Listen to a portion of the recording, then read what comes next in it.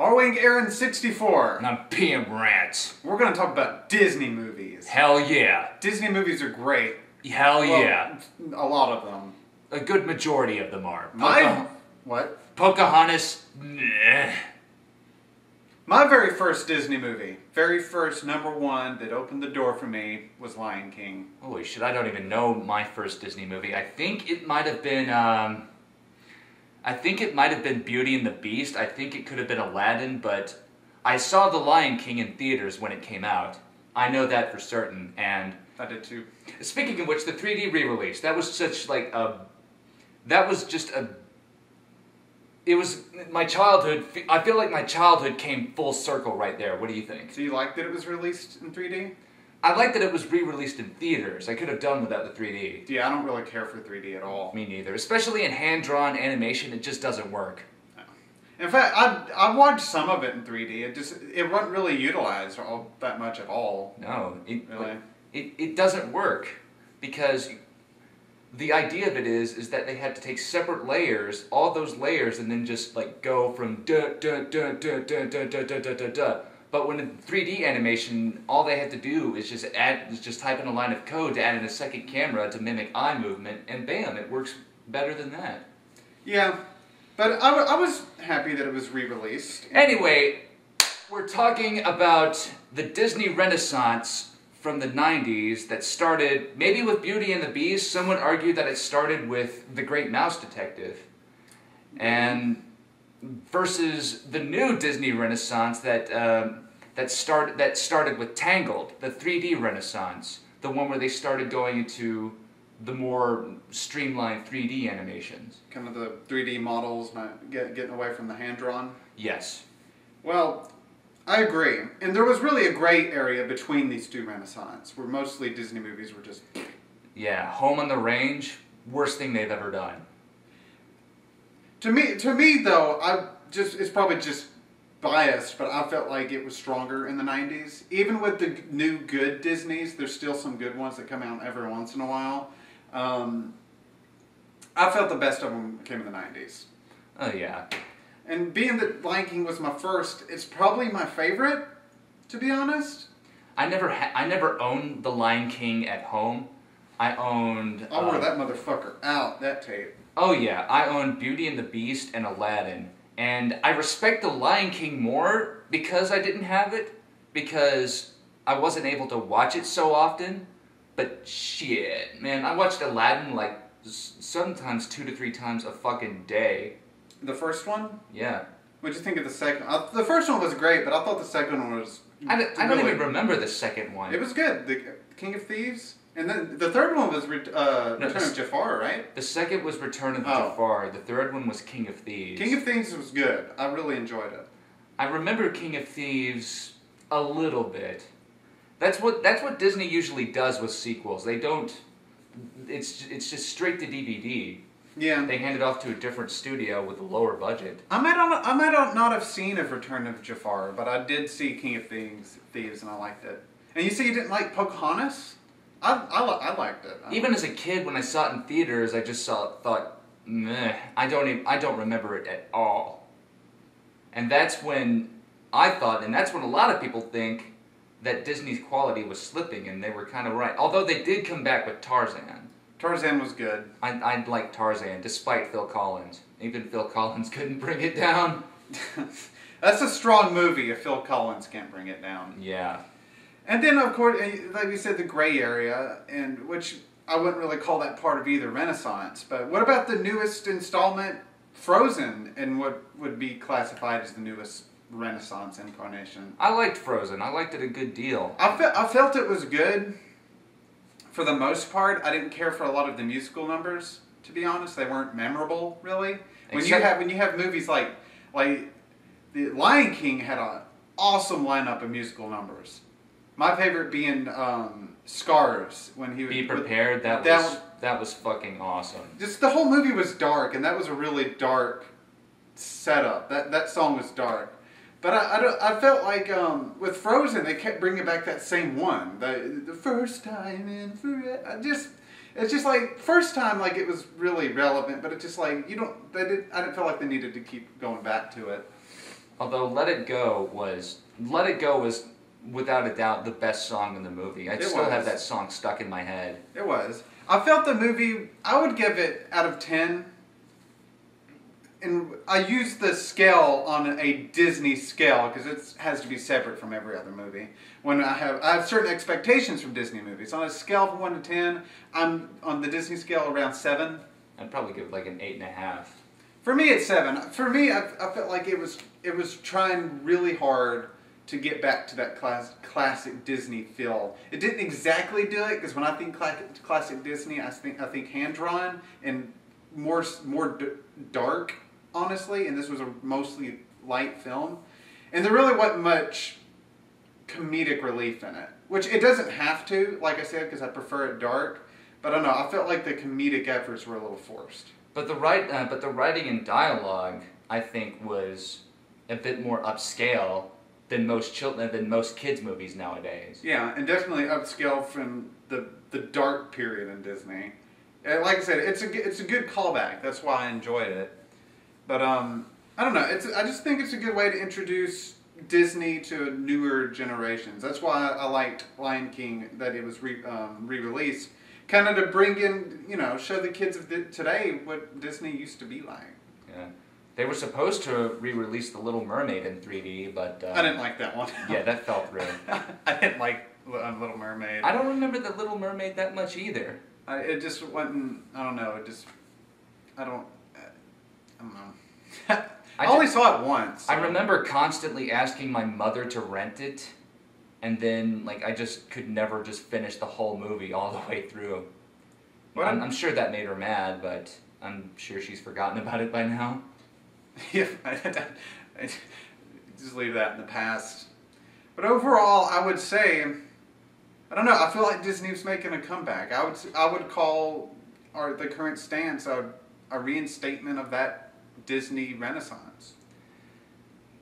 I would agree with you, but I don't know. I think they're taking a different approach to it because you kind of have to. But back in the Disney Renaissance of the '90s, most of their stuff were based on either fairy tales and 17th and 18th century literature, like The Hunchback of Notre Dame, The Little Mermaid. Oh, that was great too. I forgot to mention that was a great movie. Oh yeah, The Hunchback of Notre Dame is really underrated. It's the darkest that Disney's ever gotten. And I like dark. And you know what? Lion King was based after Hamlet. Yeah. Which is an incredibly violent, story. And Lion King was pretty violent and touching. It was. Heartstrings were pulled. They definitely had to change a lot of stuff. A lot of the endings in the original source materials were fucking brutal and sad. Yeah. And opposed to the current instatement of Disney movies, I don't feel like they're suggestive enough. We live in a very different culture now. It feels like they're trying to really play it safe because, I don't know, people just got more sensitive over time. That's a fallback, but... And with the current lineup that Disney has in terms of their own animation and their own movies coming up, and I'm talking about theatrical releases, there's their next official project is based on I think it's based on actually a manga. It's called Big Hero 6. I haven't heard of this at all. I think it's a callback to I know it's based on a manga. It's based on a Japanese hero setting, where big monsters and superheroes coming together. And then their next movie is called Zootopia, which basically brings back the anthropomorphic animal type of art style that Disney had. And the next type of more traditional movies is going to be based on Hawaii. Like the musical numbers and the princesses. I think it's called Princess Moana. I'm not sure. I'd have to do some research on that. I am interested in the Japanese anime type one though. Now, when you say Japanese hero, there are two different kinds. You have the kind that are overtly wacky, that are more targeted to younger, and then you have the more mature animes who are the hero's always this kind of anti-hero. Oh, it's definitely gonna be the former. This is Disney we're talking about. Yeah. Plain and safe. Which isn't necessarily a bad thing. Like, it could be like, I know you haven't played it, it could be like the Wonderful 101, where everything's just completely over the top and wacky. That's probably where they'll go with it. Yeah. Which can be done. I like either or. I was just... And then I think somewhere in between is like Wreck-It Ralph 2. I hated Wreck-It Ralph. I'm going to be honest. I hated it. I thought it was okay. I've completely forgotten about that. I saw that and then just immediately ejected it. It just did not resonate. And I figured it would, since I love games and stuff so much, and I recognized all the references, but I felt like that was kind of a gimmick, to be honest. Yeah. Like, here's a Sonic reference. We'll get the gamers in. Like I said, I love games, and I got all the references, but the movie itself, I just felt... I don't know. I understand that. And I could agree with you in some part, but... I don't know. Like, as you said, nostalgia definitely can get to you in that part. Yeah, but I'm not knocking nostalgia. It has its place. But the movie on its own merits, I think, definitely fell short. Yeah, I probably won't be interested in two, to be honest. But like I said, nostalgia is powerful. We all have it, and it's important, you know. But it's also important not to be blinded by it. I know. And it's also important not to hang on to it and not to have that be your only source of joy. No, but I mean, I feel it's in a very important. I mean, it's there for a reason. It comforts us, and it's people the internet is just ripe with people who just destroy each other because people speak from a nostalgic point of view. But we are all nostalgic, and it is completely okay. It is completely okay because it's art. It's subjective, and nostalgia plays a big role in that.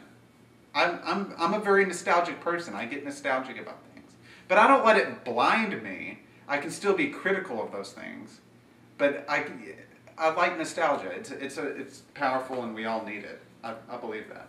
Yeah. Speaking of nostalgia, I had to ask you this. I've never asked you. I don't think I've ever asked you this in person, but have you ever seen a Goofy movie? Yeah, of course. Holy shit, I fucking love that movie. Aside from maybe Aladdin, that may be my favorite Disney movie. And it's like, and the sad thing about that is you don't hear about it. I don't think it was even released in theaters, but it had a theater quality. It had a theater star quality to it. I'm not sure. Somebody in the comments section will probably refresh us on that, but I don't know. It's so fucking good. I'm not sure if... I hope it can maintain the same quality if I see it again. Yeah, I haven't seen it in forever. I remember when I was a kid, and I had to go to this daycare a lot because my parents had to work. They would play it all the time. Like, I was always... And every single time, like, I would get excited to see it again every single week. It's like, yeah! Like, I'd be watching...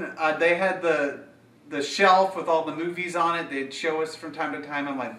Please go for the Goofy movie. I watched it so many times and it never got old. I was just as excited to see it every time after the first. It was just good. It really resonates with me. We gotta hunt that shit down.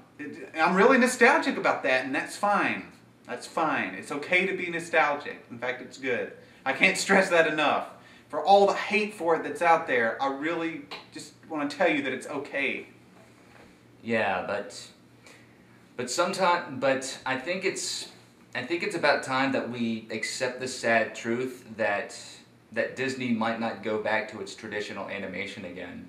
No, but it doesn't have to, because we still have those nostalgic films that we love a lot, and we can still go back and watch them as many times as we want and enjoy them as much as we always have. Yeah, but it would be with today's technology and with its ability to integrate. Disney has always had a good job. They've always done a good job at integrating 2D and 3D animation. But with The Princess and the Frog, and that was the last traditional 2D animation that they made, like, all it came down to was money, and Princess and the Frog didn't make that much money. And when Rapunzel came out, well, it was called Rapunzel then, it was like, we know it as Tangled. When Tangled came out, I think I heard somewhere that this was going to be like the last fairy tale Disney movie.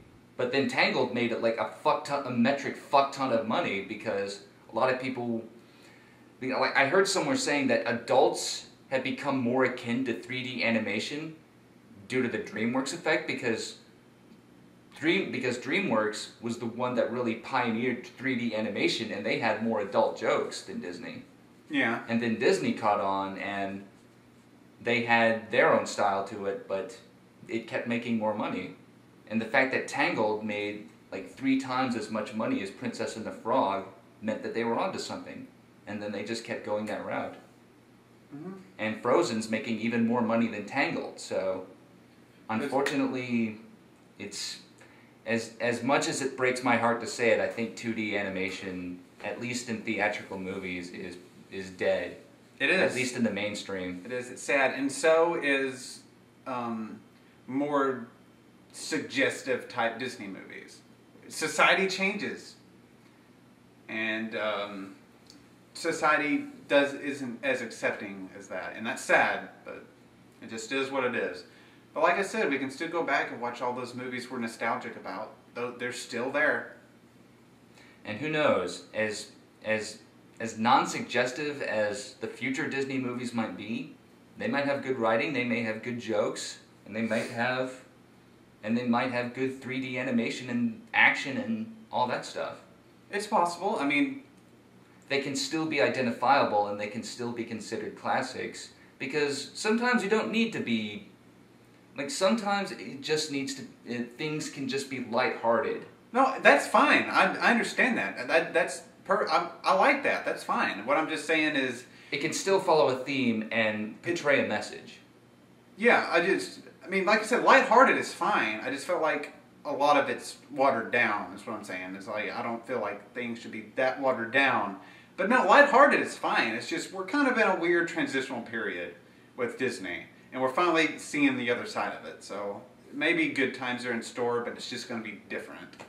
But different has to happen. Things have to change to survive. We'll have to cross that bridge when we get there. Well, I don't know. You feel like we've covered the essence here? Yeah, we could go into live action Disney stuff, but let's just face it, it's nowhere near as good. No, not at all. Alright, well, I'm PMRants. Or Wingaren64. And you've been watching Fireside Bit Chat. We're keeping that name! You thought it was a joke. Nope. It's not. Nope, the audience has been surprisingly accepting of that, so